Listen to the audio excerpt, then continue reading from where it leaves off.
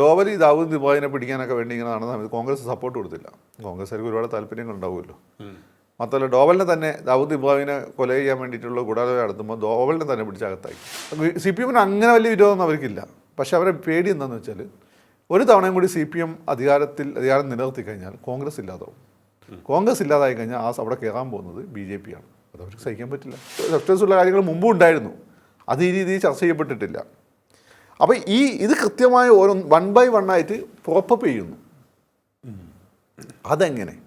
ഇതിൻ്റെ പിന്നിലാണ് നമ്മൾ കനകോലുവിനെ സംശയിക്കുന്നത്. പക്ഷേ ആളുകളുടെ മനസ്സിലെന്താണ്, ഇപ്പോൾ CPM മൊത്തം കെട്ടുപിടിക്കുകയാണ്, LDF കെട്ടുപിടിക്കുക, ഭരണം വളരെ മോശമാണ് എന്നൊരു ഇമ്പാക്റ്റ് ഉണ്ടാക്കുന്ന രീതിയിൽ, ഒരു പ്രതീതി ഉണ്ടാക്കുന്ന രീതിയിൽ കാര്യങ്ങൾ പോകുന്നുണ്ട്.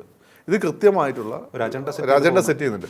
CPM-ൻ്റെ അണികൾ ഒലിച്ചു പോകാൻ സാധ്യതയുള്ള ഒറ്റ ഘട്ടത്തിൽ നിങ്ങളിപ്പോൾ അഴിമതിക്ക് നമുക്ക് എഴുതുന്ന ഒഴിച്ചുമില്ല. വർഗീയത എന്ന് വെച്ചാൽ ന്യൂനപക്ഷ വർഗീയതയായിട്ട് പാർട്ടി കോംപ്രമൈസ് ചെയ്താൽ അടവ് നേരത്തിന് ആകാനായിട്ട് പിണറായി ഇതൊക്കെ ചെയ്തിട്ടുണ്ട്. ആ സമയത്തൊക്കെ നല്ല അടിയും കിട്ടിയിട്ടുണ്ട്.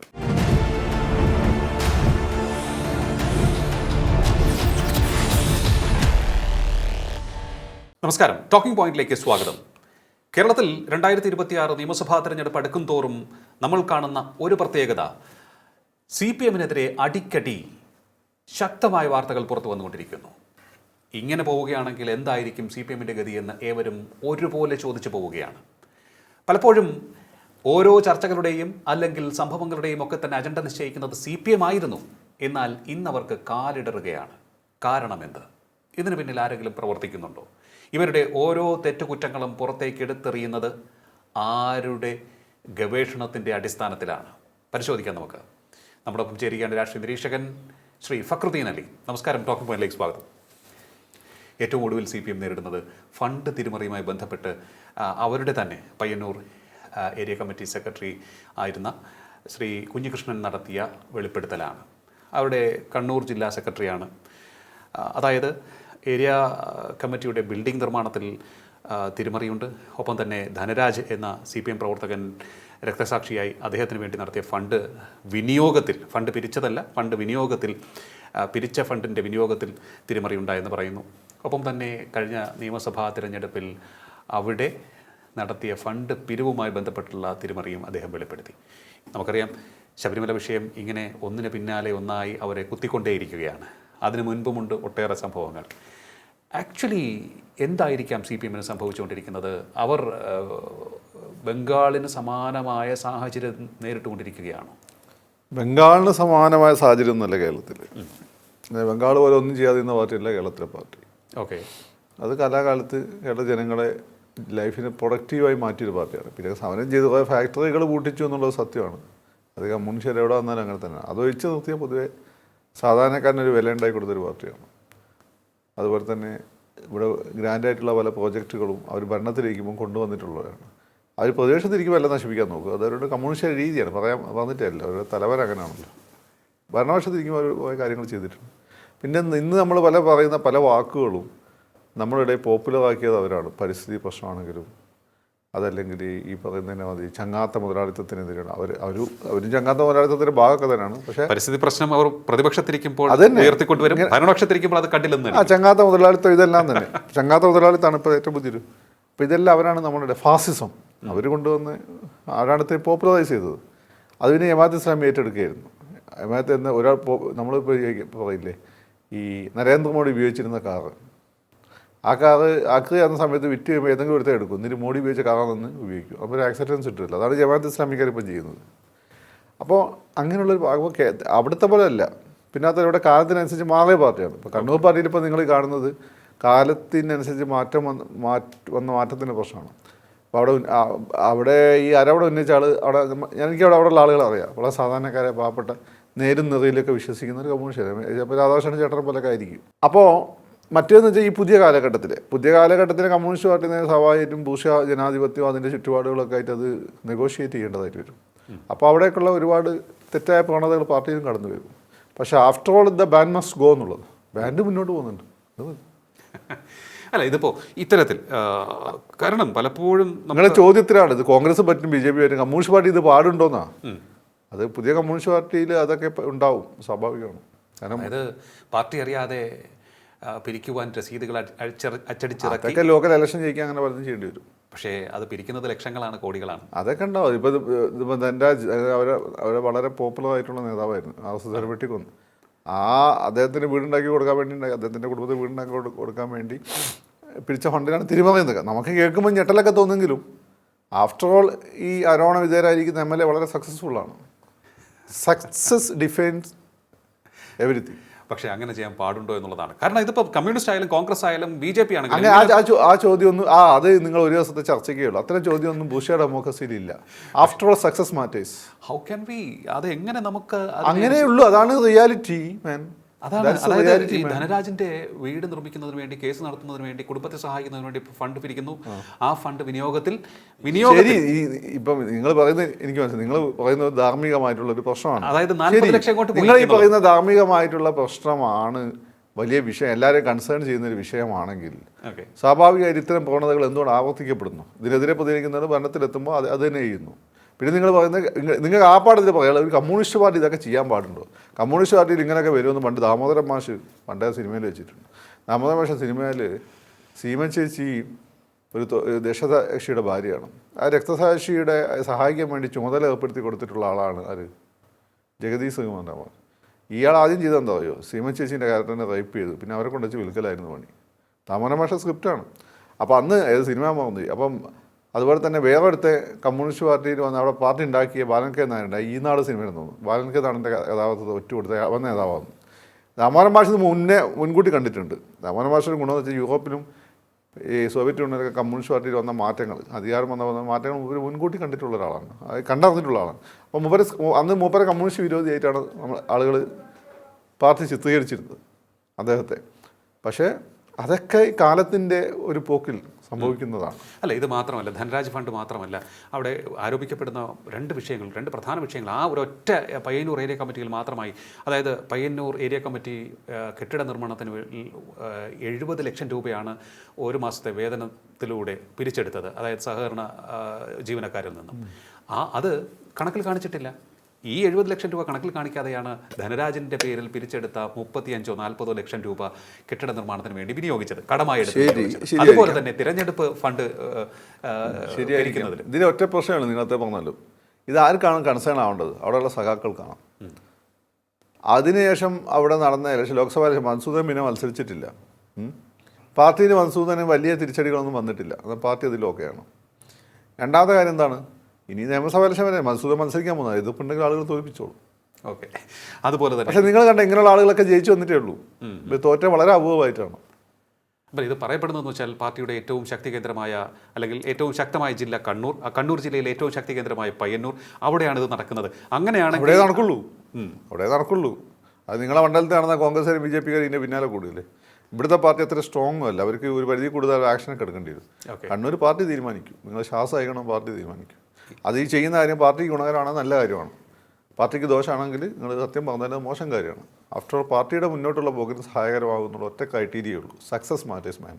അപ്പോൾ ഈ കുഞ്ഞികൃഷ്ണൻ ഇപ്പോൾ വലിയ രീതിയിൽ സൂക്ഷിക്കണം എന്നുള്ള തരത്തിലുള്ള വാർത്തകൾ. കുഞ്ഞികൃഷ്ണൻ അങ്ങനെ വെട്ടുന്നില്ല. അത് TP ചന്ദ്രശേഖരനെ വെട്ടാൻ പല കാര്യമുണ്ട്. TP ചന്ദ്രശേഖരൻ ഓൾ ഇന്ത്യ തലത്തിൽ CPM വിരുദ്ധരെ കൂട്ടി ഒരു മുന്നണിയൊക്കെ ഉണ്ടാക്കാൻ ശ്രമിച്ചിരുന്നു, ബംഗാളിലൊക്കെ ഉള്ള. അതൊരു വലിയ ത്രെട്ടായി ആകും എന്നൊരു ഫീല്. മാത്രമല്ല അദ്ദേഹത്തിന് അവിടെ ഒരു 3-4 പഞ്ചായത്തുകൾ അത്യാവശ്യം സ്വാധീനം ഉണ്ടായിരുന്നു. അതുകൊണ്ടാണ് ഇപ്പോൾ അവിടെ വടകര നിരന്തരം തോറ്റുകൊണ്ടിരിക്കുന്നതും രമേശ് ജയിച്ചതൊക്കെ അതുകൊണ്ടാണ്. അപ്പോൾ അതെല്ലാം കൂടി ഇദ്ദേഹമായിട്ട് തട്ടുന്നത്. ഇദ്ദേഹം പാവം മനുഷ്യൻ. പക്ഷേ ഇദ്ദേഹം പാവം മനുഷ്യനാണ്. പക്ഷേ പറഞ്ഞ കാര്യം വലിയ കാര്യമാണ്. ഈ വലിയ കാര്യം ഏറ്റെടുത്തു അതൊന്നും ചെയ്യണ്ട. കമ്മ്യൂണിസ്റ്റ് പാർട്ടി അതൊന്നും ചെയ്യണ്ട. നിങ്ങൾക്ക് ഇവിടുത്തെ കമ്മ്യൂണിസ്റ്റുകാരെ പരിചയമുള്ളൂ. ഇവിടുത്തെ കമ്മ്യൂണിസ്റ്റ് നമ്മൾ പുറത്താക്കിയ നാളെ അവർ പുറത്താക്കി കഴിഞ്ഞാൽ നാളെ സോഷ്യൽ മീഡിയ സജീവമായി ചർച്ച ചെയ്യും. സോഷ്യൽ മീഡിയ ഈ പാർട്ടിക്കാരും ചർച്ച ചെയ്ത്, കോൺഗ്രസ്സുകാരും BJP-ക്കാരും SDPക്കാരും ചർച്ച ചെയ്യുന്നതല്ല. പാർട്ടിക്കാർക്ക് ഇതൊന്നും മാത്രമല്ല, അവരെ സംബന്ധിച്ച് റിസൾട്ട് മാത്രമേ പറ്റുള്ളൂ. അപ്പം നിങ്ങൾ അവിടെ ആ റിസൾട്ട് അല്ല, ഞാൻ പറഞ്ഞുതരാം. ഇതിൻ്റെ ഒരു കാര്യം എനിക്ക് തോന്നുന്നു OV വിജയനല്ല, OV വിജയനാണോ അല്ലെങ്കിൽ നമ്മുടെ NS മാധവനാണോന്ന് അറിയില്ല. അവിടെ ക്യാരക്ടർ ഇതിൽ പറയുന്നത് പാർട്ടിയിൽ നിന്ന് പുറത്താക്കാന്ന് വെച്ചാൽ തന്നെ അത് മരണത്തിന് തുല്യമാണ്. അപ്പോൾ പാർട്ടി ആക്ഷൻ എടുത്ത് പാർട്ടിക്കാർ മിണ്ടിയില്ലെങ്കിൽ മരണത്തിന് തുല്യമാണ്. ഇങ്ങനെ വരുന്ന സമയത്ത് പാർട്ടിയിൽ നിന്നുണ്ടാകുന്ന ഒരു ഒറ്റപ്പെടൽ, അത് നമ്മളെ പള്ളി കമ്മിറ്റികളിൽ, മുസ്ലിങ്ങളെ പള്ളി കമ്മിറ്റികളിൽ നിന്ന് പിന്നെ പുറത്താക്കുന്ന പോലെയാണ്. നിങ്ങളെ സിസ്റ്റമല്ല നമ്മളെ സിസ്റ്റം. പള്ളി കമ്മിറ്റി പുറത്താക്കാണല്ലോ, തീർന്ന്. അപ്പോൾ ആരിഫ് ഹുസൈൻ എന്നൊക്കെ പറഞ്ഞ ഒരാളില്ലേ, മുസ്ലിം സെക്രട്ടറി, അയാളെ അമ്മ വെച്ച് അയാളെ കാണിച്ചിട്ട് പോലും ഇല്ല. അതുപോലെയാണ് പാർട്ടി. അതാണ് അതിൻ്റെ ഒരു വിഷയം. അല്ലെങ്കിൽ പൊതുസമൂഹം മൊത്തം ഈ പറഞ്ഞ ഏരിയ സെക്രട്ടറിൻ്റെ കൂടെ നിൽക്കണം. അതായത് നിൽക്കുമ്പോൾ നമുക്ക് നിയമസഭ ഇലക്ഷൻ കഴിയട്ടെ. മധുസൂദൻ ആ സീറ്റ് തന്നെ എനിക്ക് തോന്നുന്നു സമരമൊക്കെ നടത്തി നേടിയെടുത്ത സീറ്റാണ്. കാരണം അവിടെ സ്ഥാനാർത്ഥി നിർണയത്തിൻ്റെ പ്രശ്നമായിട്ട് ബന്ധപ്പെട്ട് ജനങ്ങൾ തെരുവിലിറങ്ങിയിരുന്നു. നിങ്ങൾ പറയുന്ന പാർട്ടിയുടെ മക്ക എന്ന് പറയുന്ന പയ്യന്നൂരിൽ ഈ പറഞ്ഞ മുമ്പൊരിക്കൽ സ്ഥാനാർത്ഥി നിർണയമായിട്ട് ബന്ധപ്പെട്ട് ജനങ്ങൾ തെരുവിലിറങ്ങുന്ന അവസ്ഥ ഉണ്ടായിരുന്നു. ജനങ്ങളല്ല, പാർട്ടിക്കാർ. അപ്പോൾ അത് മനസ്സിലാക്കിയാൽ എത്രത്തോളം മാറ്റം നിങ്ങൾക്ക് ആലോചിക്കാൻ പറ്റും. എത്രത്തോളം മാറ്റം ഈ പാർട്ടിയിൽ വന്നിട്ടുണ്ട്. അത് കാലോചിതമായ കാലത്തിനനുസരിച്ച് വന്ന് മാറ്റാം. അതിന് എതിരെ നീന്തി ഒരു വെറും നെക്സലുകളായിപ്പോവും. ഓക്കെ, ഈ വിഷയം ഓക്കെ, ഇത് ആദ്യത്തേതോ അവസാനത്തേതോ അല്ല CPM നേരിടുന്ന ഈ വിഷയം. ഇതിലും വലിയ എന്തൊക്കെ വിഷയം വന്നതാ. അപ്പോൾ ഇതിനു മുൻപും ഉണ്ട്. ഇപ്പോൾ CPMന് നേരിടേണ്ടി വരുന്നതും അല്ലെങ്കിൽ വെല്ലുവിളിക്കും ചോദ്യങ്ങൾക്കും ഉത്തരം പറയേണ്ടി വരുന്നതുമായിട്ടുള്ള വിഷയം. മറ്റൊന്ന് തലയ്ക്ക് മുകളിൽ വലിയൊരു വാളായി നിൽക്കുന്നത് ശബരിമല വിഷയമാണ്. ശബരിമല വിഷയത്തിൽ ശക്തമായ ചോദ്യങ്ങൾ ഉയരും. പാർട്ടിക്ക് അതിന് ഉത്തരം ബാധ്യതയുമുണ്ട്. ശബരിമല വിഷയത്തിൽ ഒറ്റ വിഷയത്തിലെ പാർട്ടി സൈലൻ്റ് ആവേണ്ടതുള്ളൂ, അല്ല പാർട്ടി മറുപടി ഇല്ലാതെ ഉള്ളൂ. എന്തുകൊണ്ടാണ് ഈ പറഞ്ഞിട്ടുള്ള അവിടുത്തെ അദ്ദേഹത്തിൻ്റെ പേര് പത്തനംതിട്ട ജില്ലാ സെക്രട്ടറി ആയിരുന്നു പത്മകുമാറിനെ എന്തുകൊണ്ട് പുറത്താക്കുന്നില്ല എന്ന ഒറ്റ അതിന് ഉത്തരം പറഞ്ഞാൽ മതി. ബാക്കിയെല്ലാം പാർട്ടിക്ക് എങ്ങനെ ഹാൻഡിൽ ചെയ്യണമെന്ന് പറയാം. ഇത് കുറച്ച് കൺവിൻസ് ചെയ്യാൻ പാടാണ്. ഓക്കെ, കാരണം ഇതിലും വലിയ ആളുകൾക്ക് BS-നെതിരെ നടപടി എടുത്തിട്ടുണ്ട്. പിണറായി ഇങ്ങനെ ഡിഫെൻഡ് ചെയ്തില്ലെന്നുള്ളത്. പിണറായിക്കെതിരെ നടപടി എടുത്തിട്ടുണ്ട്. EMS-നെതിരെ നടപടി എടുത്തിട്ടുണ്ട്. എന്നാൽ പത്മകുമാറിനെ പുറത്താക്കുന്നില്ല. ഇങ്ങനെ ക്രൈം നടന്നു എന്ന് മനസ്സിലാക്കി. അതിന് മാത്രമേ ആൻസർ ഇല്ലാത്തുള്ളൂ. അത് എന്തുകൊണ്ട് പാർട്ടി ആൻസർ ചെയ്യുന്നില്ല, എന്താണ് പ്രശ്നം, പാർട്ടി അത് അവരെ ഡാമേജ് ചെയ്യും. അതേ കാര്യത്തിൽ അവർ വിശദീകരണം കൊടുത്തിട്ടില്ലെങ്കിൽ, തൃപ്തികരമായ വിശദീകരണം കൊടുത്തില്ലെങ്കിൽ അത് ഡാമേജ് ആകാൻ സാധ്യതയുണ്ട്. അയാളെ പുറത്താക്കി കഴിഞ്ഞാൽ പറഞ്ഞു നിൽക്കാനുള്ള ശേഷി ഉണ്ടാവും. ഓക്കെ, അല്ല ഇതിപ്പോൾ നമ്മളിപ്പോൾ നോക്കുമ്പോൾ ഈ തെരഞ്ഞെടുപ്പ് മാനേജ്മെൻറ്റുമായി ബന്ധപ്പെട്ട് ചില കാര്യങ്ങൾ പരിശോധിക്കുമ്പോൾ ഈ തെരഞ്ഞെടുപ്പ് അടുത്ത് വന്ന വേളയിലാണ് CPM കൂടുതൽ പ്രതിരോധത്തിലായിക്കൊണ്ടിരിക്കുന്നത്.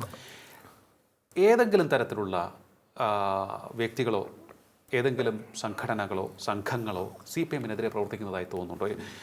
നമുക്ക് അറിയാം, തദ്ദേശ തെരഞ്ഞെടുപ്പിന് ശേഷമാണ് കൃത്യമായി പറഞ്ഞാൽ UDF-ന് അനുകൂലമായി വരും ഈ തിരഞ്ഞെടുപ്പ് എന്ന വിലയിരുത്തൽ വരുന്നതും അവർക്ക് അനുകൂലമായി കനകോലു കമ്മിറ്റി റിപ്പോർട്ട് കൊടുത്തതും ഒക്കെ തന്നെ.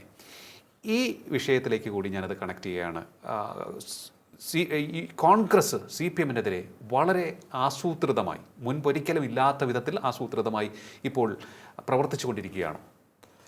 ഇപ്പോഴാണ് നിങ്ങൾ ഈ മറ്റേ സിനിമ ഉണ്ടല്ലോ, മധുരരാജ സിനിമ, അതിൽ Mammootty come to the point, coming എന്ന് കൊണ്ട് നിൽക്കുന്നത്. നിങ്ങൾ ഇപ്പോഴാണ് കം ടു ദ പോയിന്റ് ആയത്. ഇതാണ് വിഷയം. ഇതിന് തത്തുല്യമായ കാര്യം നിങ്ങൾ പണ്ട് ദുബായിൽ അല്ല സൗദിയിലുണ്ട സമയത്ത് ഇന്ത്യയിൽ നടന്നിട്ടുണ്ട്. അതായത് ഈ രണ്ടാമത്തെ UPA ഗവൺമെൻറ്റിൻ്റെ അവസാനത്തെ 2 വർഷങ്ങൾ ആ ഗവൺമെൻറ് വെച്ചാൽ സത്യത്തിൽ ഒരുപാട് ഇവിടുത്തെ ജനങ്ങൾ ഗുണകരമായ ഒരുപാട് നിയമനിർമ്മാണങ്ങളും പദ്ധതികളും ആവിഷ്കരിച്ചൊരു ഗവൺമെൻറ്റാണ്. പക്ഷേ ഈ 2 വർഷം പൂർണ്ണമായിട്ട് നിറഞ്ഞ് പത്രങ്ങൾ നിറഞ്ഞ് ആ ഗവൺമെൻറ്റിനെതിരെയുള്ള സ്കാൻഡൽസാണ്. കോൾഗേറ്റ്, യെസ് ബാൻഡ്, പിന്നെന്താ കോൾഗേറ്റ് മറ്റേ പല്ലിയേക്കുന്ന കോൾഗേറ്റ് അല്ല, മറ്റേ സാധനം കൽക്കരി കുമ്പകോണം. അതെ, യെസ് ബാൻഡ്, പിന്നെ 2G സ്പെക്ട്രം, പിന്നെ ആ ഡൽഹിയിലെ പെൺകുട്ടിയുടെ റേപ്പ്. അതെ, ഇങ്ങനെ നിരന്തരം വിഷയങ്ങൾ ആ ഗവൺമെൻറ് ഇതിനെ നിറഞ്ഞു നിന്നിരുന്നു. ഇത്തരം വിഷയങ്ങൾ ഇന്ത്യയിൽ ഇതിനു മുമ്പ് മാത്രമല്ല, അതിനെ സാധൂകരിക്കുന്ന രീതിയിൽ അന്നത്തെ കൺട്രോളർ ഓഫ് ഓഡിറ്റർ ജനറൽ അദ്ദേഹം ഒരിക്കലും ഇത്തരം കാര്യങ്ങൾ ഓപ്പണായി പറയേണ്ട ആളല്ല. അദ്ദേഹത്തിന് റിപ്പോർട്ട് വരുന്നു. അതിലെ 2G സ്പെക്ട്രത്തിൽ പ്രിസംപ്റ്റീവ് ലോസ് എന്ന് വെച്ചാൽ ഉണ്ടാകുമായിരുന്ന ലാഭത്തിൽ വന്ന ഇടിവ്, അത്രയും രൂപ 2 ലക്ഷം കോടിയുടെ നഷ്ടം വന്നു എന്ന രീതിയിൽ. അങ്ങനെ സംഭവമില്ല പ്രിസംപ്റ്റീവ്. നമുക്ക് പറയാം അത്ര ലിയോ ദുബായിൽ തന്നെ നിന്നിരുന്ന് ലിയോ ചിലപ്പം അവിടെ നിന്ന് സൗദി രാജാവിൻ്റെ മിനിസ്റ്ററാണെന്ന് എനിക്ക് പറയാം. അത്രയേ ഉള്ളൂ അതിൻ്റെ കാര്യം. അത്രേ കിട്ടണമെന്നില്ല. അങ്ങനെയൊക്കെ പ്രിസംപ്റ്റീവ് ലോസ് അങ്ങനെ ഇങ്ങനെ എന്നൊക്കെ പറഞ്ഞുകൊണ്ട് ഭയങ്കരമായിട്ടുള്ള പ്രചണ്ഡമായ ഈ പ്രചാരണമായിരുന്നു. ഇതാണ് സത്യത്തിൽ ആ ഗവൺമെൻറ് മാറണമെന്ന് ശക്തനായിട്ടുള്ള അഴിമതി വിരുദ്ധനായിട്ടുള്ള ആണൊരുത്തനായിട്ടുള്ള ഒരു പ്രധാനമന്ത്രി ഇന്ത്യയിൽ വരണം എന്നുള്ള ഒരു ഫീല് വന്നത്. ഈ ഫീല് ഇത് വെറുതെ ഉണ്ടായതൊന്നല്ലായിരുന്നു. ഇതിന് ഒരു പ്രധാനപ്പെട്ട കാര്യം ഡോബലായിരുന്നു. മുമ്പ് ഇത്തരം സ്കാംസ് ഉണ്ടായിട്ടുണ്ട്, അതിനുശേഷം ഉണ്ടായിട്ടുണ്ട്. ഈ സ്കാംസിൽ ഏതോ ശിക്ഷിക്കപ്പെട്ടോ? ആ സ്കാംസിൽ ഇപ്പം 2G സ്പെക്ട്രത്തിൽ കരുണാനിധി കുടുംബം മൊത്തം ഉണ്ടായിരുന്നു. എല്ലാവരും രക്ഷപ്പെട്ടു പോയല്ലോ. മോഡി ഒരിക്കും വല്ല രക്ഷപ്പെട്ടു പോയത്. അപ്പോൾ ഈ അത്തരം സ്കാംസ് പിന്നെയും വന്നിട്ടുണ്ട്. പക്ഷേ എന്തുകൊണ്ട് അന്നത് വലിയ ചർച്ചയെന്ന് വെച്ചാൽ അവിടെയാണ് ഡോവൽ ഈ ദാവൂദ് ഇബ്രാഹിമിനെ പിടിക്കാനൊക്കെ വേണ്ടി ഇങ്ങനെ നടന്ന സമയത്ത് കോൺഗ്രസ് സപ്പോർട്ട് കൊടുത്തില്ല. കോൺഗ്രസ്സുകാർക്ക് ഒരുപാട് താല്പര്യങ്ങൾ ഉണ്ടാവുമല്ലോ. മാത്രമല്ല ഡോവലിനെ തന്നെ ദാവൂദ് ഇബ്രാഹിമിനെ കൊല ചെയ്യാൻ വേണ്ടിയിട്ടുള്ള ഗൂഢാലോചന നടത്തുമ്പോൾ ഡോവലിനെ തന്നെ പിടിച്ചകത്താക്കി ബോംബെ പോലീസ്. അപ്പോൾ ഡോവലിനകത്ത് കുറച്ച് ദേശസ്നേഹം കൂടുതലാണ്. അപ്പോൾ ഡോവലിനെ ഇങ്ങനെ പോയ കാര്യം ശരിയാവില്ല. മാത്രമല്ല ഇവരുണ്ടായ പല നിയമങ്ങളും സത്യത്തിൽ മുസ്ലിംസിനെ സഹായിക്കാൻ എന്ന രീതിയിൽ കൊണ്ടുവന്ന പല നിയമങ്ങളും സത്യത്തിൽ ദേശത്തിന് സുരക്ഷയെ അത്യാവശ്യം പടുത്ത് തന്നെ ഒരു വിലയിരുത്തലുണ്ടായി. ഈ സിയാച്ചിൻ വിട്ടുകൊടുക്കാൻ തീരുമാനിച്ചിരുന്നു. അതൊക്കെ ദേശസുരക്ഷയെ ബാധിക്കുന്ന വിഷയമായിരുന്നു. പട്ടാളയെ ഭീഷണിപ്പെടുത്തിക്കൊണ്ടാണ് നിന്നത്. അപ്പോൾ ഡോവൽ ഉൾപ്പെടെയുള്ളൊരു ടീം ആണ് സത്യത്തിൽ ഇതിൻ്റെ പിന്നെ ഞാൻ മനസ്സിലാക്കുന്നത്. അവർ കൃത്യമായി അവർക്ക് ചാരന്മാരല്ലേ, എല്ലാ മേഖലയിലും ആളുകളുണ്ട്. കൃത്യമായ പേപ്പറുകൾ ലീക്കാക്കി മീഡിയയ്ക്ക് കൊടുക്കുന്നു. മീഡിയനെ ഓൾറെഡി സ്വാധീനിച്ച് വെച്ചിട്ടുണ്ട്. അത് BJP സ്വാധീനിച്ച് വെച്ചതാണ്. ആ മീഡിയ വഴി അത് വലിയ ചർച്ചയാവുന്നു. നിരന്തരമായിട്ട് അത് ചർച്ചയാവുന്നു. ഒന്നിന് പുറകെ ഒന്നായിട്ട്. ആ സമയത്ത് ഗവൺമെൻറ് അന്നേ പ്രവർത്തിക്കുന്നുണ്ട്. അന്ന് ആഗോള സാമ്പത്തിക പ്രതിസന്ധിയുടെ ഇമ്പാക്ട് നിൽക്കുന്ന സമയമാണ്. അപ്പോൾ രൂപയുടെ മൂല്യം നെഗറ്റീവിലേക്ക് പോയി. അതിനുശേഷം രൂപയുടെ മൂല്യം നെഗറ്റീവിലേക്ക് പോയിട്ടുണ്ട്. ഇപ്പോൾ 100 കടന്നു. ഇതിപ്പോൾ ചർച്ചയാവുന്നില്ല. സകലതും ചർച്ച. മാനുഫാക്ചറിങ് രംഗത്തെ ഗ്രോത്ത് നെഗറ്റീവായി. അതിലും വലിയ ചർച്ച. അതിനുശേഷം സംഭവിച്ചിട്ടുണ്ട് ഇതൊക്കെ. അതെങ്ങനെയാണ്? അപ്പോൾ ഇങ്ങനെ ഒരു വിഷയമുണ്ട് എന്നത് സത്യമാണ്. അത് ചർച്ചയാക്കി മാറ്റുമാണ് ജനങ്ങളെ സ്വാധീനിക്കുക. അത് നിരന്തരം ആരെങ്കിലും ഫീഡ് ചെയ്തുകൊണ്ടിരിക്കുക. അത് BJP ആണ് ചെയ്തത്. BJP ഡോവലിലും കൂടിയാണ് ചെയ്തത്. അതിന് ഇമ്പാക്റ്റാണ് നരേന്ദ്രമോദിയുടെ 300 ചില്ലാനം സീറ്റുകൾ. മനസ്സിലായോ? അപ്പോൾ അത്തരത്തിൽ ആ വിഷയങ്ങളെ ഉയർത്തി കാണിച്ചു. അതായത് ലീക്ക് ചെയ്തും അല്ലാതെ നിരന്തരം കോൺഗ്രസ് നച്ചേ എന്ന് പറയുന്ന രീതിയിൽ വന്നു. പരസ്യങ്ങൾ വരെ വന്നു. ഞാൻ പറഞ്ഞില്ല, ഹീറോയുടെ ഒരു പരസ്യം. അതിൽ ഒരു ചെറുപ്പക്കാരൻ വോട്ട് ചെയ്യാൻ പോകും. ഒരാൾ സാരാ കോൺഗ്രസ് ലുക്കിൽ ഇങ്ങനെ നിൽക്കുന്നു. അവനെ തട്ടിയിട്ട് അങ്ങോട്ട് പോയിട്ട് വോട്ട് ചെയ്യേണ്ടത് നമ്മളെപ്പോലുള്ള ഒരാൾക്ക്, അത്യാവശ്യം മസിലൊക്കെയുള്ള യങ്ങായിട്ടുള്ള ഒരാൾക്കാണ് എന്നുള്ള മെസ്സേജ്. എന്നിട്ട് ഹീറോൻ്റെ ഒരു ബൈക്കാണ്. ഈ മസിലുള്ള യങ്ങായിട്ടുള്ള ആൾ മോഡിയാണ്. Compare to this guy Manmohan Singh. ഇങ്ങനെ വളരെ ഇൻട്രിക്കേറ്റ് ആയിട്ടാണ് ഇടപെട്ടത്. വിചാരിക്കുന്ന പോലല്ല. ഇതേ സാധനം ഇപ്പം കേരളത്തിൽ കളിക്കുന്നത്. ആരാണ് അതിന് പിന്നിൽ? കോൺഗ്രസ് ആയിരിക്കും. കോൺഗ്രസിനെ സപ്പോർട്ട് ചെയ്യുന്ന ഒരു ശക്തമായ മുസ്ലിം ലോബി ഉണ്ടാവും, മൈനോറിറ്റി ലോബി. ഓക്കെ, അങ്ങനെ ഒരു സംഭവം ഉണ്ടാവും. കാരണം ഈ LDF ഗവൺമെൻറ് എടുക്കുന്ന സമീപനങ്ങൾ, ഇപ്പോൾ BJPക്കാരെ എന്തൊക്കെ കുറ്റം വന്നാലും അവർ ഈ പരിധിയിൽ കൂടുതൽ ഈ പറഞ്ഞ മൈനോറിറ്റി അപ്പീസ്മെൻറ്റൊന്നും അവർ നിൽക്കാറില്ല. പക്ഷേ അവർക്ക് അർഹിക്കുന്ന പരിഗണന കൊടുക്കാറുണ്ട്. അപ്പോൾ അവരെ സംബന്ധിച്ചിടത്തോളം CPM അങ്ങനെ വലിയ വിരോധമൊന്നും അവർക്കില്ല. പക്ഷേ അവരെ പേടി എന്താണെന്ന് വെച്ചാൽ ഒരു തവണയും കൂടി CPM അധികാരം നിലനിർത്തി കഴിഞ്ഞാൽ കോൺഗ്രസ് ഇല്ലാതാവും. കോൺഗ്രസ് ഇല്ലാതായി കഴിഞ്ഞാൽ അവിടെ കയറാൻ പോകുന്നത് BJP ആണ്. അതവർക്ക് സഹിക്കാൻ പറ്റില്ല. അപ്പോൾ പിണറായി വിജയനോട് അവർക്ക് അത്ര ദേഷ്യമൊന്നുമില്ല, CPM-നോടും ഇല്ല. പക്ഷേ എന്താണ് പ്രശ്നം? ഇങ്ങനെ വന്നാൽ സംഭവിക്കാൻ പോകുന്നത് total annihilation of Congress in Kerala ആണ്. അത് തടയണം. അത് കഴിഞ്ഞ തവണ അവർ പ്ലാൻ ചെയ്തതാണ്. പക്ഷേ അതും കോവിഡ് വന്ന് പിണറായി ഒരു ഒറ്റ ഇലക്ഷനാണ് ഇവിടെ ഒറ്റ സ്വന്തം നിലയിൽ നയിച്ചിട്ടുള്ളത് വരെ. അത് കഴിഞ്ഞ കോവിഡ് സമയത്ത് ഇലക്ഷനാണ്. പിണറായിൻ്റെ ഇമേജ് അങ്ങ് കയറി. അന്ന് ഈ അഭിപ്രായ സർവേകളിലൊക്കെ മുഖ്യമന്ത്രി ആരാണെന്ന് വെച്ചാൽ പിണറായി. അതിന് മുമ്പേ കോവിഡ് വരുന്നതിൻ്റെ ഏഷ്യാനെറ്റ് സർവേയിലും LDF 80 സീറ്റ് ഉണ്ടായിരുന്നു കേട്ടോ. അപ്പോൾ പെർഫോമൻസ് പൊതുവെ നല്ല ഗവൺമെൻറ് പെർഫോമൻസ് നന്നായിരുന്നു. അപ്പോൾ ഇപ്പോൾ നമ്മൾ നോക്കുകയാണെങ്കിൽ ഗവൺമെൻറ് പെർഫോമൻസ് മോശമൊന്നുമല്ല. പക്ഷേ ഗവൺമെൻറ്റിൻ്റെ പെർഫോമൻസ് ചർച്ച ചെയ്യുന്നത് കൈരളി ആരെയും കാണുമോ? കൈരളി ഒന്നാരും കാണില്ല. രണ്ടാമത് ദേശാഭിമാനിയാണ്. ദേശാഭിമാനി എന്താ നമ്മളൊക്കെ മേടിച്ചിട്ട് വീട്ടിലൊക്കെ ആരെയും വായിക്കും? ഇല്ല. ഇവിടെ എപ്പോഴും ആളുകൾ കാണുന്നത് ഏതൊക്കെയാണ്? ആളുകൾ മനോരമ, മാതൃഭൂമി, പിന്നെ ഈ പറയുന്ന മുസ്ലിംസാണ് മാധ്യമം, പിന്നെ സൗദാൻ കേരള കൗമുദി, ഇതൊക്കെയാണ് ആളുകൾ വായിക്കുന്ന പത്രങ്ങൾ. പിന്നെ TV ചാനൽ ഏത് ഏഷ്യാനെറ്റ് വിരോധിയും ആദ്യം കാണുന്നത് ആദ്യം വെച്ച് നോക്കുക അമുനുഷ്യനെ അങ്ങോട്ടും കൊണ്ട് നോക്കി വേറെ ഇല്ല വെച്ച് നോക്കുക ഏഷ്യാനെറ്റാണ്. അമുനുഷ്യനുള്ളപ്പോൾ കൈരളിയിലേക്ക് പോകും, അല്ല റിപ്പോർട്ടറിലേക്ക് പോകും. അതുപോലെ ബിനു ബി ജോണിനെ അവർക്ക് ആർക്കും താല്പര്യമല്ല. പക്ഷേ അവർ ചർച്ച ആദ്യം നോക്കി ബിനു ബി ജോണിൻ്റെ ചർച്ചയാണ്. അതാണ് ഏറ്റവും ഇമ്പാക്റ്റ് ഉണ്ടാക്കുന്ന ചർച്ച, ഏറ്റവും കൺവിൻസിങ് ചർച്ച ബിനു ബി ജോണിൻ്റെ ചർച്ചയാണ്. ഓക്കെ, അപ്പോൾ അതാണ് നോക്കുക. അപ്പോൾ ഈ പറയുന്ന മെയിൻ സ്ട്രീം മീഡിയ, അതുപോലെ തന്നെ സോഷ്യൽ മീഡിയ ചില ചാനലുകളുണ്ട്. ഇപ്പോൾ ABC അല്ലെങ്കിൽ മറുനാടൻ മലയാളി, ഇങ്ങനെ കുറേ ചാനലുകളുണ്ട്. ഇപ്പോൾ പുതിയതായിട്ട് വന്ന മാധ്യമ സിൻഡിക്കേറ്റ്, അങ്ങനെ കുറേ ആളുകൾ എളുപ്പം നോക്കുന്ന, നമുക്ക് എളുപ്പം പ്രോപ്പപ്പ് ചെയ്ത് ചെയ്യുന്ന കുറേ ചാനലുകളുണ്ട്. അപ്പോൾ ഇതിലെല്ലാം തന്നെ നമ്മൾ കാണുന്ന പൊതുവേ വരുന്ന ന്യൂസ് അതിശക്തമായിട്ട് ഈ ഗവൺമെൻറ് എതിരാണ്. അതിൽ ഏഷ്യാനെറ്റ് ന്യൂസിനെ ഒന്നും ആരും സ്വാധീനിച്ചു എന്ന് ഞാൻ കരുതുന്നില്ല. ഇവർക്ക് ആർക്കൊന്നും അങ്ങനെ സാധിക്കാൻ പറ്റിയ സെറ്റപ്പ് അല്ല. അങ്ങനെയാണെങ്കിൽ രാജീവ് ചന്ദ്രശേഖർ സാധിക്കണം, അയാളാണല്ലോ അതിൻ്റെ മുതലാളി. മൂപ്പരെ പോലെ ഒരു ഇൻ്റർവ്യൂ വല്ലപ്പോഴൊക്കെ വരാറുള്ളൂ. എന്ന് വെച്ചാൽ മറ്റുള്ളവരൊക്കെ മൂന്നാമതായിട്ട് രാജീവിൻ്റെ ഇൻ്റർവ്യൂ എടുത്ത് വരാറുള്ളൂ. BJPക്കാരെ ചാനൽ ബഹിഷ്കരിച്ചാണ്. പക്ഷേ ഇങ്ങനെയുള്ള ഇഷ്യൂസ് രംഗത്ത് വരുമ്പോൾ അവർക്ക് ചർച്ച ചെയ്യാതിരിക്കാൻ പറ്റില്ല. അപ്പോൾ ഈ രംഗത്ത് കൊണ്ടുവരിക എന്നുള്ളതാണ്, രംഗത്ത് ഇത് കൊണ്ടുവരിക എന്നുള്ളത്, ഇതിൻ്റെ പിന്നെയാണ് ഓപ്പറേഷൻ. ഇതങ്ങ് വെറുതെ സംഭവിക്കുന്ന ഒരു ഓപ്പറേഷനാണെന്ന് എനിക്ക് തോന്നിയിട്ടില്ല. കാരണം വളരെ കണക്റ്റഡ് ആയിട്ട് നിങ്ങൾ ആലോചിച്ചാൽ മതി പല ഇൻസിഡൻസും. പൊതുവേ നമ്മളെയൊക്കെ കുട്ടിക്കാലത്ത് കേരളത്തിൽ ഇലക്ഷൻ അജണ്ട തീരുമാനിക്കുന്നത് CPM ആണ്. തൊഴിലില്ലായ്മ, ആദി, ഇത് വർഗീയ കലാപം, അവർ അജണ്ട സെറ്റ് ചെയ്യും, കോൺഗ്രസ് അതിൻ്റെ പിന്നാലെ പോകും. ദേശീയ തലത്തിൽ നമ്മളൊക്കെ കാലഘട്ടത്തിൽ അജണ്ട നിശ്ചയിച്ചിരുന്നത് BJP ആണ്. രാമ ജന്മഭൂമി, കാശ്മീർ, ഇങ്ങനെയുള്ള അവരാണ് അജണ്ട സെറ്റ് ചെയ്ത്. ഇപ്പോൾ അത് മാറുന്നുണ്ട് കേട്ടോ. അപ്പോൾ രാഹുൽ ഗാന്ധി പതുക്കെ അജണ്ട സെറ്റ് ചെയ്യുന്ന രീതിയിൽ കാര്യങ്ങൾ മാറുന്നുണ്ട്. ഈ അർണവ് ഗോസ്വാമിയുടെ ഒക്കെ തന്നെ ഈ പറയുന്ന എന്താണ് റിപ്പബ്ലിക്കിൻ്റെ ഒക്കെ ഒരു മാറ്റം അതിൻ്റെ ഭാഗമാണ്. വേറെ പലരും ഇപ്പം തലപൊക്കി തുടങ്ങിയിട്ടുണ്ട്. ഇപ്പം നിങ്ങളെ മോനോടൊക്കെ ചോദിച്ചു കഴിഞ്ഞാൽ നമുക്ക് മോഡിയോടുള്ള ആ ഒരു എന്താ പറയുക ബഹുമാനം നിങ്ങളെ മോനുണ്ടാവണമെന്നില്ല. കാരണം അവൻ കണ്ടു വളർന്ന മോഡിയാണ്. അവൻ കമ്പയർ ചെയ്യാന്ന് വെച്ചാൽ മോഡിനെ പോലെ പുറത്തുള്ള മറ്റു ഭരണാധികാരികളും മറ്റു രാജ്യങ്ങളുമാണ്. അപ്പോൾ ഈ വരാൻ പോകുന്ന ജനറേഷനെ സ്വാധീനിക്കുന്ന രീതിയിൽ ഒരു മാറ്റം വരുന്നുണ്ട്.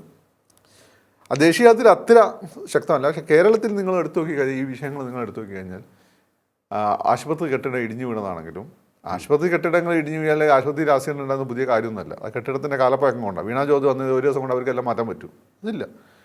അതുപോലെ നാഷണൽ ഹൈവേ ഇടിഞ്ഞു വീണാലും അത് കേന്ദ്ര ഗവൺമെൻറ്റിൻ്റെ സാധനമാണ്. പക്ഷേ റിയാസ് വെറുതെ റീൽസ് അവിടെ കൊണ്ടുവച്ചാണ് പ്രശ്നമായത്. അതാണെങ്കിലും അത് അപ്പോൾ അങ്ങനെ നിരന്തരം ഓരോ ബാക്ക് ടു ബാക്ക് വരുന്നത് CPM LDF ഗവൺമെൻറ് വിരുദ്ധ ന്യൂസാണ്. അത് വലിയ ചർച്ച ആവുന്നുണ്ട്. ആ ചർച്ചയായതാണ്. ഇപ്പം ഞാൻ പറഞ്ഞുതരാം. ഇപ്പം ഈ ശബരിമല അയ്യപ്പ സംഗമം നടത്തുന്നു. അയ്യപ്പ സംഗമം LDFൻ്റെ നല്ലൊരു മൂവായിരുന്നു. ആ സമയത്താണ് ഏഷ്യാനെറ്റിൽ ഈ സ്വർണ്ണക്കൊള്ളയെ പറ്റി ചർച്ച വരുന്നത്. ഞാനൊരു ഏഷ്യാനെറ്റ് ഫാനാണ്. ബിനുവിനെയൊക്കെ തന്നെ ഇവരൊക്കെ തന്നെ എന്തൊക്കെ പറഞ്ഞാലും എനിക്ക് ബിനു വളരെ എന്താ ഇൻറ്റഗ്രിറ്റിയുള്ള മാധ്യമപ്രവർത്തകനാണ്. പറയുന്ന അസൂയ കൊണ്ട് പറയുന്നതാണ്. അപ്പോൾ പിന്നെ വിനു സുരേഷും കൂടി 1-2 ദിവസം ഈ ചർച്ച നടത്തുന്നു. ഈ ശബരിമല. ഞാനിത് അതുപോലെ അങ്ങ് പോകുമെന്ന് വിചാരിച്ചതാണ്. എനിക്ക് കാര്യമായി പിടികിട്ടിയിട്ടില്ല. പക്ഷെ സംഭവം എന്തായി?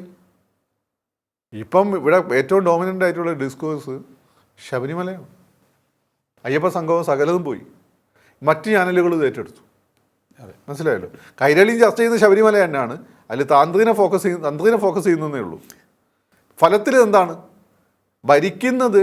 ഇതിന് പിന്നെ ഒരുപാട് സോണിയാഗാന്ധിയുടെ കയ്യിലൊക്കെ കെട്ടിക്കൊടുത്തിട്ടുണ്ട്. പിണറായി അന്ന് ആ ഗുർഗ ജീപ്പ് കൊടുക്കുന്ന സമയത്ത് ഇയാൾ ഓടുന്ന ഫോട്ടോ എടുത്തു. ഈ തിരിയുന്ന സമയത്തുള്ള ഒരു വിഷ്വൽ അത് കണ്ടാൽ ഇയാളെന്ന് സംസാരിക്കാമെന്ന് വിചാരിക്കും. ഇപ്പം നമ്മളിങ്ങനെ ഒരാളോടിങ്ങനെ ഒരു സൈഡിൽ നിന്ന് കൊണ്ട് ചരിയുമ്പോൾ വേറൊരാൾ നമ്മളെ നോക്കി നിൽക്കുകയാണ്, ഫോട്ടോയിൽ അങ്ങനെ തോന്നും. അതെടുത്തുകൊണ്ട് അതാണ് ഈ സുബ്രഹ്മണ്യനൊക്കെ പോസ്റ്റ് ചെയ്തത്. ആ ഫോട്ടോ ശരിയാണെന്ന് വെച്ചാൽ ഫോട്ടോ ശരിയാണ്, പക്ഷേ കോണ്ടെക്സ്റ്റ് ഡിഫറൻറ്റാണ്.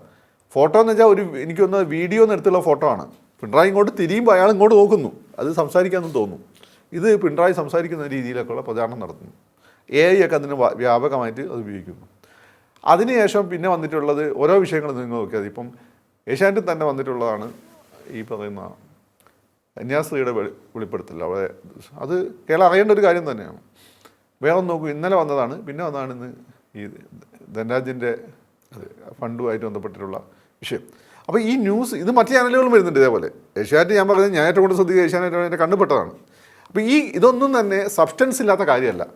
പക്ഷേ ഇതുപോലെ സബ്സ്റ്റൻസ് ഉള്ള കാര്യങ്ങൾ മുമ്പും ഉണ്ടായിരുന്നു. അത് ഈ രീതിയിൽ ചർച്ച ചെയ്യപ്പെട്ടിട്ടില്ല. അപ്പോൾ ഇത് കൃത്യമായ ഓരോ 1 by 1 ആയിട്ട് പ്രോപ്പപ്പ് ചെയ്യുന്നു.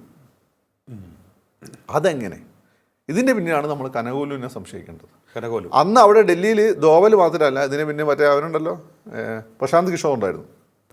പ്രശാന്ത് കിഷോറാണ് ഇതിൻ്റെ വേറെ ബ്രെയിൻ. പക്ഷേ പ്രശാന്ത് 2ാമത് വരുന്നുള്ളൂ. ഡോവലിൻ്റെ ബുദ്ധിന് 4 അയാളെ പോവില്ല. പക്ഷേ പ്രശാന്ത് കിഷോറിനാണ് പേര് കിട്ടിയത്. ഡോവൽ ഈ പ്രശസ്തിക്ക് പോകാത്തതുകൊണ്ട് ഡോവലിനെ പിന്നെ നമ്മൾ അറിഞ്ഞത്. ഇത് കനകോലുവിൻ്റെ ബുദ്ധിയാണോ സാർ? ജനങ്ങളുടെ മനസ്സിൽ LDF ഗവൺമെൻറ് പെർഫോമൻസ് ഒക്കെ ബെറ്ററാണെന്ന് എല്ലാവരും പറയും. ഈ ഇത്രയും പരിതാപകരമായ സാമ്പത്തിക സ്ഥിതിയിലും കാര്യങ്ങളൊക്കെ ഒരു മുന്നോട്ട് കൊണ്ടുപോകുന്നുണ്ട്. പക്ഷേ പ്രോബ്ലം എന്താണ്? ജനങ്ങളുടെ ബോധത്തിലേക്ക് പുതിയ വിഷയങ്ങൾ എടുത്തിട്ടുകൊണ്ടിരിക്കുക. ഇതിൻ്റെ ഫൈനൽ റിസൾട്ട് എന്താണെന്ന് നമുക്കറിയില്ല. കഴിഞ്ഞ തവണ ഇവർ ഇതുപോലെ കൊണ്ടുവന്ന സംഭവമാണ് അത്. പക്ഷേ ആ കോവിഡിൻ്റെ എഫക്റ്റിൽ അത് പാളിപ്പോയി. സ്വർണ്ണക്കള്ളക്കടത്ത് മുഖ്യമന്ത്രിയുടെ ഓഫീസിൽ നിന്ന് വിളിച്ചു എന്ന് പറഞ്ഞു. എന്നിട്ട് എന്തായി? എന്നോട് അറച്ചേ പങ്കെടുത്ത അന്നത്തെ BJPൻ്റെ വക്താവ് രാജേഷ്, ഇപ്പോഴത്തെ മേയർ എന്നോട് പറഞ്ഞത് നിങ്ങൾ നോക്കിക്കോ, ഒരു മന്ത്രി അറസ്റ്റ് ചെയ്യപ്പെടും, പേര് ഞാൻ പറയുന്നില്ല, ഒരു യുക്കും സംഭവിച്ചിട്ടില്ല. ആ കേസൊന്നും ആയിട്ടില്ല. ഇത് അന്വേഷിക്കുന്ന ആരാ? BJP ഗവൺമെൻറ് അല്ലേ, അവരുടെ ഏജൻസികളല്ലേ, ഒന്നും ആയിട്ടില്ല. അപ്പോൾ ഇതിൻ്റെയൊക്കെ എന്താവും നമുക്കറിയില്ല. ഈ പറയുന്ന കേസുകൾ ഓരോന്നിനെ കാര്യം എന്താവും എന്ന് നമുക്കറിയില്ല. പക്ഷേ ആളുകളുടെ മനസ്സിലെന്താണ്, ഇപ്പോൾ CPM മൊത്തം കെട്ടുപിടിക്കുകയാണ്, LDF കെട്ടുപിടിക്കുക, ഭരണം വളരെ മോശമാണ് എന്നൊരു ഇമ്പാക്റ്റ് ഉണ്ടാക്കുന്ന രീതിയിൽ, ഒരു പ്രതീതി ഉണ്ടാക്കുന്ന രീതിയിൽ കാര്യങ്ങൾ പോകുന്നുണ്ട്. ഇത് കൃത്യമായിട്ടുള്ള ഒരു ഒരു ഒരു എന്താ പറയുക, ഒരു അജണ്ട സെറ്റ് ചെയ്യുന്നുണ്ട്. നമ്മളെ മെയിൻ സ്ട്രീം മീഡിയ ഇതിൻ്റെ നേരിട്ടുള്ള ഭാഗമാണെന്ന് ഞാൻ കരുതുന്നേയില്ല, എസ്പെഷ്യലി ഏഷ്യാനെറ്റ്. പക്ഷേ ഇതിങ്ങനെ പൊങ്ങി വരുമ്പോൾ അവർക്ക് റിപ്പോർട്ട് ചെയ്യാനും ചർച്ച ചെയ്യാതിരിക്കാനും പറ്റില്ല. അപ്പോൾ ഈ പൊങ്ങി വരുന്നതിലാണ് ഇതിൻ്റെ ആർട്ട് കിടക്കുന്നത്. യെസ്. ഇപ്പം ഞാൻ ഒരു വിഷയം വന്ന്, ഇപ്പം നാളെ ഇങ്ങനെ ഒരു വിഷയം വന്നു കഴിഞ്ഞാൽ ലിയോക്ക് ചർച്ച ചെയ്യാതിരിക്കാൻ പറ്റില്ല. ലിയോക്ക് അറിയില്ല, പക്ഷേ ലിയോന് മുന്നിൽ തെളിവുകൾ വരികയാണ്, അല്ലെങ്കിൽ പ്രധാനപ്പെട്ട ഒരാൾ വെളിപ്പെടുത്തലുകൾ നടത്തുകയാണ്, ലിയോ കൊടുക്കാതിരിക്കാൻ പറ്റില്ല. മനസ്സിലായില്ലേ? അത് മാധ്യമപ്രവർത്തകൻ്റെ ധർമ്മമാണ്. പക്ഷേ ഇത് ഇങ്ങനെ നിരന്തരം ബാക്ക് ടു ബാക്ക് വരുന്നതിന് പിന്നിലുള്ള കാര്യമാണ് പോകുന്നത്. ഇപ്പം നിങ്ങൾ ഇത് കണ്ട് നോക്കി കഴിഞ്ഞാൽ കേരളം കണ്ട ഏറ്റവും തല്ലിപ്പൊളി മിനിസ്ട്രി, ഇപ്പോഴത്തെ മിനിസ്ട്രി, ഏറ്റവും തല്ലിപ്പൊളി മുഖ്യമന്ത്രി പിണറായി വിജയൻ. സത്യത്തിൽ ഇതുവരെ കേരളത്തിൽ കണ്ട ഏറ്റവും മികച്ച മുഖ്യമന്ത്രി പിണറായി വിജയനാണ്. അച്യുതമേനോൻ പോലും അല്ല. ഈ 10 വർഷത്തെ പെർഫോമൻസ് ഡിബേറ്റബിൾ എന്നല്ല, നിങ്ങൾ എടുത്ത് പെർഫോമൻസ് എടുത്ത് നോക്കിക്കോ. അച്യുതമേനോൻ 2-3 സ്ഥാപനങ്ങൾ ഉണ്ടാക്കി വെച്ചിട്ടുണ്ട്. നിങ്ങൾ എന്താ ഈ പറയുന്നത്? നിങ്ങൾ കേരളത്തിലെ ഒരു വികസനം, റോഡുകൾ നോക്കൂ.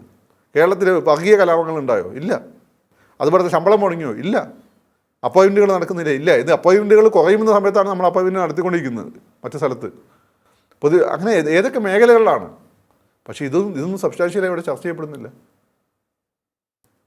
ഓക്കെ, ഇത് അല്ല, മറ്റേ നിങ്ങൾ ഇതിലെ 10 വർഷം കഴിഞ്ഞിട്ട് പറയും വിജയേട്ടൻ ഭയങ്കര സംഭവമായിരുന്നു. അത് നിങ്ങളിപ്പോൾ ഞാനാരെ പറ്റി പറയുന്നത്, ആരായിരുന്നു? അപ്പം മറ്റേ എന്താണ്, ജാലിയൻ കാണാനും ചോദിക്കുക ആരാണ് എന്ന് ചോദിക്കും.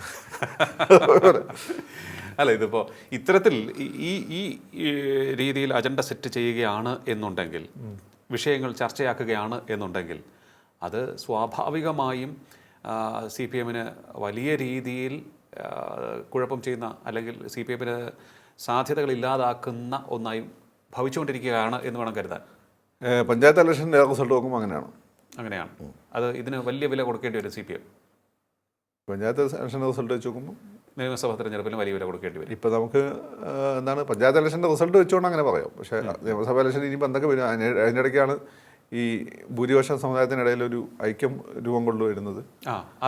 കഴിഞ്ഞ ചർച്ച നമ്മൾ പോലെ ഭൂരിപക്ഷ സമുദായം ബാറ്റ് ചെയ്യാൻ തുടങ്ങിയിരിക്കും. അത് ആർക്ക് അനുകൂലമായിട്ട് വരും? ഇതുവരെ UDF പ്രതീക്ഷിക്കാത്തൊരു സംഭവമാണ്. ഞാൻ പറഞ്ഞത് ഇങ്ങനെ വരുന്നതിന്, ന്യൂസുകൾ ഇങ്ങനെ പോപ്പപ്പ് ചെയ്യുന്നതിന് പിന്നിൽ ഒരു സാധനമുണ്ട്. ആ സാധനമാണ് കോൺഗ്രസ്. ഇവിടുത്തെ കോൺഗ്രസ്സുകാർക്ക് അതിനുള്ള മൂള കമ്മിറ്റ്മെൻ്റ് ഒന്നുമില്ല, കനകോലു. ഇതിന് പിന്നിൽ അവരെ സഹായിക്കുന്ന ഒരു മൂലധന ശക്തി ഉണ്ടാവും. അത് മിക്കവാറും ഈ പറയുന്ന ഇസ്ലാമിസ്റ്റുകളായിരിക്കും. അവരുടെ ലക്ഷ്യം, കാരണം അവർക്കല്ല മാത്രമല്ല ഇവിടെ BJP വളർന്നാൽ പ്രശ്നമുള്ളൂ. ഓക്കെ, കോൺഗ്രസ് ഇല്ലാതെ ഇവിടെ വളരാൻ പോകുന്നത് BJP ആണ്. ഓക്കെ, അത് ലിയോ രാധാകൃഷ്ണൻ്റെ മോൻ BJP നേതാവായിരിക്കും. അതാണ് പ്രശ്നം. അല്ല, BJP വരാതിരിക്കാൻ കോൺഗ്രസിനെ അധികാരത്തിലെത്തിക്കണം. കാരണം അധികാരത്തിലെത്തിയില്ല എങ്കിൽ കോൺഗ്രസ് തകർന്നു പോകും, ഇല്ലാതാകും. ബാക്കിയുള്ള നായന്മാരും കൂടി BJP കയറും. ലിയോനെ പോലുള്ള പിന്നെ കമ്മ്യൂണിസ്റ്റുകാരും BJP കയറും. അങ്ങനെയെല്ലാം കൂടി BJP അങ്ങ് വളരും. BJP ഇവിടെ 2ാം സ്ഥാനത്ത് വരും. BJP 2ാം സ്ഥാനത്ത് വന്നാൽ 1ാം സ്ഥാനത്ത് എങ്ങനെ കൊണ്ടുവരണമെന്ന് അമിത്ഷാനെ ആരും പഠിപ്പിക്കേണ്ട ആവശ്യമില്ല. അല്ല, ഇത്തരത്തിൽ അജണ്ട സെറ്റ് ചെയ്തിരുന്ന CPM-ന് ഇപ്പോഴത് സാധിക്കാതെ പോകുന്നു. കാരണം ഈ ഒന്നിനു പുറകെ ഒന്നായി വന്നുകൊണ്ടിരിക്കുന്ന കാര്യങ്ങളെ പ്രതിരോധിക്കേണ്ട ഒരു ആവശ്യകതയിലേക്ക് അവർ പോകുന്നു, അല്ലേ? അതാണോ അതിൻ്റെ ഒരു? അതാണ്. പക്ഷെ പ്രതിരോധം പ്രോപ്പർ ആവുന്നില്ല, എഫക്റ്റീവ് ആവുന്നില്ല. അതിൻ്റെ ഇടയ്ക്ക് അവിടെ നിന്ന് വലിഞ്ഞ് വന്ന് CPM ആയി അഭിനയിച്ച ചില ആളുകൾ അങ്ങോട്ട് പോയി അതും ലൂസാക്കുന്നു. ഇത് പറയുന്ന കാര്യം എന്ന് വെച്ചാൽ, പാർട്ടി വഴിമാറി സഞ്ചരിക്കുന്നു. പാർട്ടി വഴിമാറിൻ്റെ വഴിമാറിൻ്റെ ഗുണം കിട്ടിയ ആളുകളാണിത്. അല്ലെങ്കിൽ പണ്ടത്തെ പാർട്ടിയാണ്, അവർക്കൊന്നും ഒരു സ്പേസ് ഈ പാർട്ടിയിലില്ല. ഓക്കെ, അല്ല, ഈ പാർട്ടിയെ അങ്ങനെയാണെങ്കിൽ അവിടെയാണ് എൻ്റെ ഒരു പോയിന്റ് ഞാൻ മുന്നോട്ട് വയ്ക്കുന്നത്. പണ്ടത്തെ പാർട്ടിയാണെങ്കിൽ ഇതിനെ നെഞ്ചു പിരിച്ച് നേരിടുമായിരുന്നു. പക്ഷേ ഇന്നത്തെ പാർട്ടിക്ക് അതിന് സാധിക്കാതെ പോകുന്നത് ഉള്ളിൽ കുത്തുള്ളത് കൊണ്ടാണോ? കാരണം ആ തരത്തിലേക്ക് പാർട്ടി മാറിയിരിക്കുന്നു. അല്ല, ഇന്നത്തെ പാർട്ടി പ്രതിരോധിക്കുന്നതും കണ്ട് അത് പിണറായി ഉള്ളത് കൊണ്ടാണ്. പിണറായി പോയി കഴിഞ്ഞാൽ എന്താവും എനിക്കറിയില്ല. പിണറായി ഉള്ള കാലത്തോളം അങ്ങേർക്ക് ബുദ്ധിയുള്ള കാലത്തോളം, ബോധമുള്ള കാലത്തോളം പ്രതിരോധിക്കാൻ അങ്ങേർക്ക് അറിയാം. അങ്ങേര് ഒറ്റയ്ക്ക് ഉണ്ടാക്കിയെടുത്ത പാർട്ടിയാണ് ഇപ്പം നിങ്ങൾ കാണുന്ന ഈ പാർട്ടി. അംഗീകരിക്കില്ല, ഞാൻ അംഗീകരിക്കും. നിങ്ങൾ ഏത് പാർട്ടിയാണ് വന്നത്? ഇപ്പം നിൽക്കുന്ന ഈ CPM, ഈ പുതിയ CPM എന്ന് വെച്ചാൽ പിണറായി വിജയൻ ഒറ്റയ്ക്ക് പാർട്ടി സെക്രട്ടറി ആയിരുന്ന സമയത്ത് ഉണ്ടാക്കിയെടുത്ത പാർട്ടിയാണ്. നിങ്ങൾ ഈ പറയുന്ന ലീഡേഴ്സിൻ്റെ മൊത്തം ഔട്ടാക്കി. പണ്ടത്തെ വരട്ട് തത്വവാദികളാണ്. എന്നിട്ട് പുതിയ പുതിയ അതും ആളുകൾ ഞാൻ അംഗീകരിക്കില്ല. പണ്ടത്തെ ആൾക്കാരെല്ലാം വരട്ട് പിന്നെ തത്വവാദികളാണെന്ന് ഞാൻ കേരളത്തിന്റെ വികസനം 20 വർഷം പിടിച്ചത് നിങ്ങളെ പണ്ടത്തെ കമ്മ്യൂണിസ്റ്റുകാരാണ്. ഒരു എയർപോർട്ട് തുടങ്ങാൻ പാടില്ല, കമ്പ്യൂട്ടർ തുടങ്ങാൻ പാടില്ല, സ്കൂൾ അഭികരിക്കാൻ പാടില്ല, ട്രാക്ടർ കൊണ്ടുപോകാൻ പാടില്ല. അല്ല, ഇത് ഓക്കെ പരിഷ്കരിച്ച് പണ്ട് പറയാറുണ്ട് പഴമക്കാരൊക്കെ, അതായത് കുളിപ്പിച്ച് കുട്ടിയെ ഇല്ലാതാക്കി എന്ന് പറയുന്ന പോലെയായി ഈ CPM-ന്റെ അവസ്ഥ. അങ്ങനെയാണ് അല്ലെങ്കിൽ പ്രായം കൂടി ഒരു മാറ്റം റിപ്മാൻ മിങ്ങളായി ബംഗാളിലെ പാർട്ടി പോലെ ആയി പോകും. അത് വേണ്ടിയിരുന്നു. ഇപ്പം അങ്ങനെ നിൽക്കുന്നത് അതുകൊണ്ടാണ്. അല്ല, കേരളം മിഡിൽ ക്ലാസ് മറക്കുന്നോ അന്ന് പാർട്ടി സാധാരണക്കാരെന്ന് വെച്ചാൽ ആരാ ഇവിടെ സാധാരണക്കാരെന്ന് വെച്ചാൽ മിഡിൽ ക്ലാസ് ആണ്. ഇവിടുത്തെ അങ്ങേറ്റം പാവപ്പെട്ട കോളനിയിലൊക്കെ ഉള്ള കുറേ പാവങ്ങളാണ്. അങ്ങേറ്റം അത് കേരളത്തിൽ സാധാരണ വളരെ കുറവാണ്. കേരളത്തിൽ മിഡിൽ ക്ലാസ് ആണ് കൂടുതൽ. എന്നെ ലിയോലെ പോലുള്ള ആളുകളാണ്. നമ്മുടെ അബ്സർവേഷൻസ് ഡിഫറൻ്റ് ആണ് ലിയോ. അല്ല, ഇതിപ്പോൾ പറയുന്നത് ഒരു വിമർശനം ഞാൻ മുന്നോട്ട് വയ്ക്കുകയാണ്. അതായത് വിമർശനം എന്ന് പറയുന്നത് പല കോണുകളിൽ നിന്നുള്ളവർ പറയുന്ന വിമർശനമാണ് ഞാനിവിടെ ചർച്ചയ്ക്ക് വിധേയമാക്കാൻ ആഗ്രഹിക്കുന്നത്.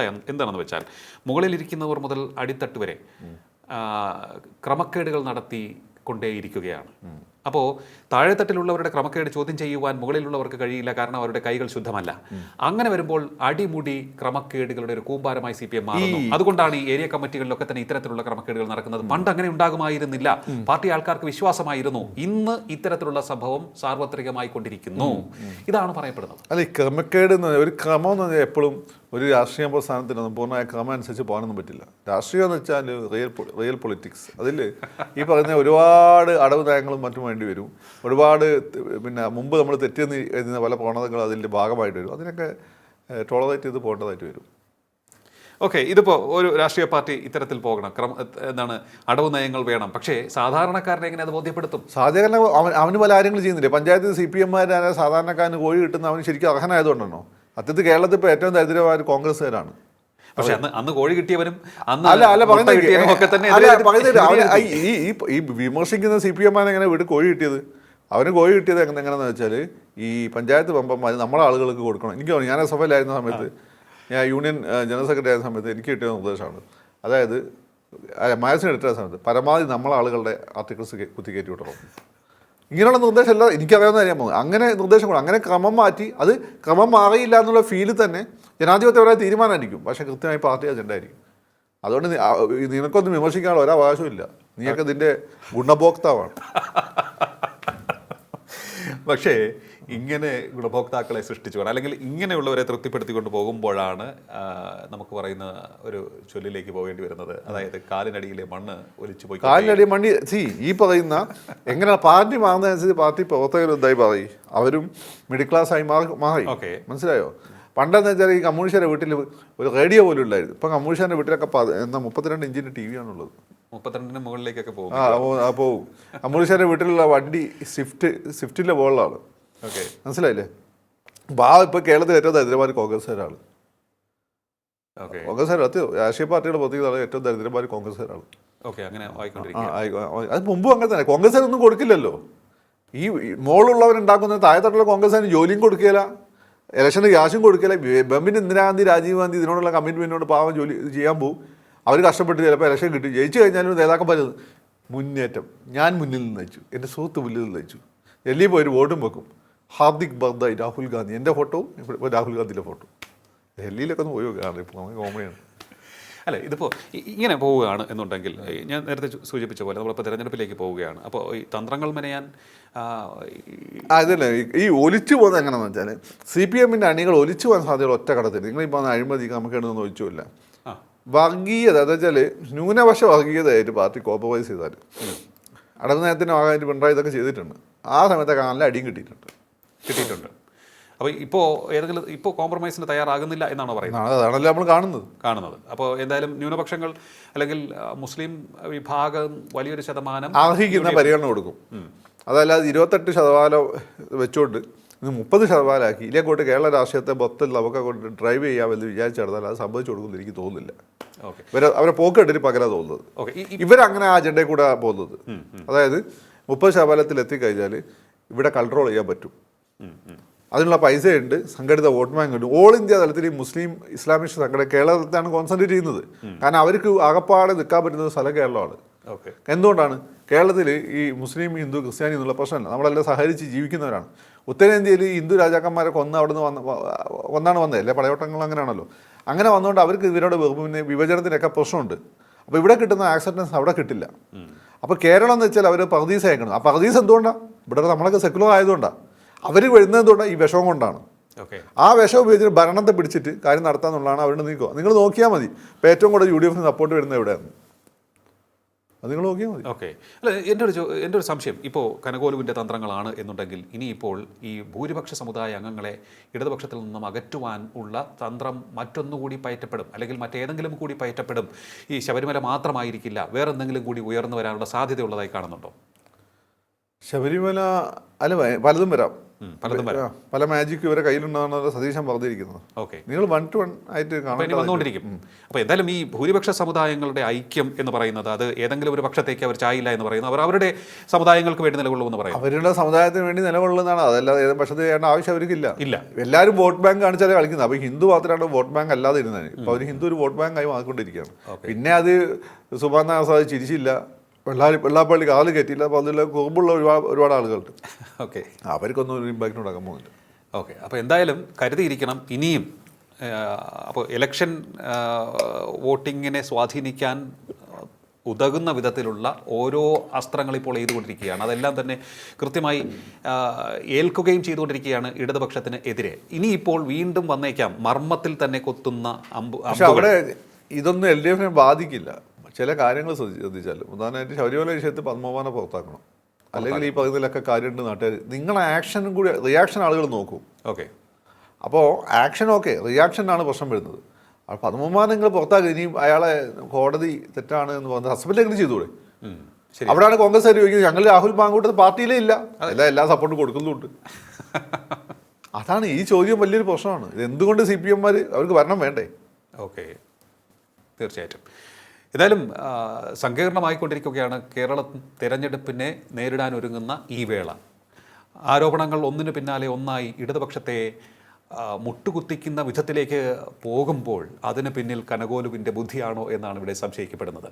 തീർച്ചയായിട്ടും ആരുടെയെങ്കിലും, കനകോലു അല്ലെങ്കിൽ അതിന് മുകളിൽ നിൽക്കുന്ന ആരെങ്കിലും നെയ്തെടുത്ത ബുദ്ധിയിൽ കോർത്തെടുക്കുന്ന മുത്തുകൾ പോലെ ഇങ്ങനെ ഒന്നിനു പുറകെ ഒന്നായി ആരോപണങ്ങൾ അത് ഇടതുപക്ഷത്തിൻ്റെ അടിത്തറ ഇളക്കാൻ പോകുന്നതാണോ എന്ന് സംശയം തോന്നുന്ന വിധത്തിലേക്ക് പോയിക്കൊണ്ടിരിക്കുകയാണ്. ഇതിനെ പ്രതിരോധിക്കുവാൻ എന്തായാലും കഷ്ടപ്പെട്ടുകൊണ്ടിരിക്കുകയാണ് ഇടതുപക്ഷവും നേതൃത്വവും. അവർ പ്രതിരോധിക്കുന്നതിനൊപ്പം തന്നെ ശബരിമല വിഷയത്തിൽ ആക്ഷൻ എടുക്കുന്നില്ല. ഈ ആരോപണങ്ങൾ വരുമ്പോൾ എന്തുകൊണ്ട് ആരോപണ വിധേയരായവർ, സംശയത്തിൻ്റെ മുൾമുനയിൽ നിൽക്കുന്നവർ, അവർക്കെതിരെ ആക്ഷൻ എടുക്കുന്നില്ല? അത് പ്രധാനപ്പെട്ട സുപ്രധാനമായ ചോദ്യം തന്നെയാണ് എന്ന് ഞങ്ങളിവിടെ ഊന്നി പറയുകയാണ്. എന്തായാലും ഒന്നുറപ്പ്, ഇപ്പോൾ വന്നത് മാത്രമല്ല, ഇനിയും ഒട്ടേറെ ആരോപണങ്ങൾ ഇടതുപക്ഷത്തിന് നേരിടേണ്ടി വരും എന്നും പറഞ്ഞു വെക്കുകയാണ്. അതെന്തായിരിക്കുമെന്ന് ആകാംക്ഷയോടെ കാത്തിരിക്കാം നമുക്ക്. വളരെയധികം നന്ദി ടോക്കിംഗ് പോയിന്റിൽ പങ്കെടുത്തു. ടോക്കിംഗ് പോയിന്റിൻ്റെ ഈ അധ്യായം ഇവിടെ പൂർണ്ണമാകുന്ന അടുത്ത എപ്പിസോഡ് കാണാം നമുക്ക്. നമസ്കാരം.